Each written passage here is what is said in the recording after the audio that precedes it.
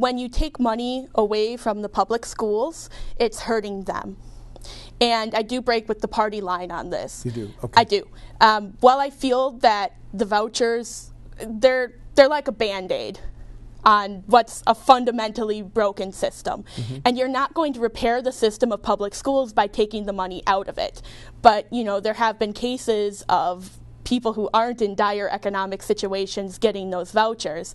And there's also been a lot of problems since they've implemented it wider of schools that aren't exactly following the guidelines, aren't exactly the best schools getting that money.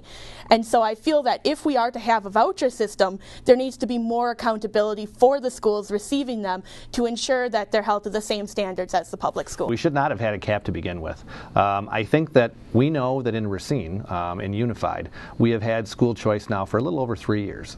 We've had a cap that went into place, and eventually the cap was taken off, so every family has the option, as long as they're within certain income thresholds, to participate in a school that's best for their kids. And now if you look at Racine Unified, they are choosing to make reinvestments back into their school district. They're going to have a tax cut for many folks throughout the Unified District because of what the state of Wisconsin did in our budgeting process. So for those who say that school choice costs local communities, the opposite in effect is what's happening. It reinvests and it reinvigorates a lot of what happens in those school districts. There are lots of parts of Wisconsin where the school districts are doing a fantastic job, and perhaps school choice isn't ever going to take hold because there's no need for it. But I don't think it should be government saying it can't happen. It should be the private sector working with those private sector or public sector schools to say whether or not it should.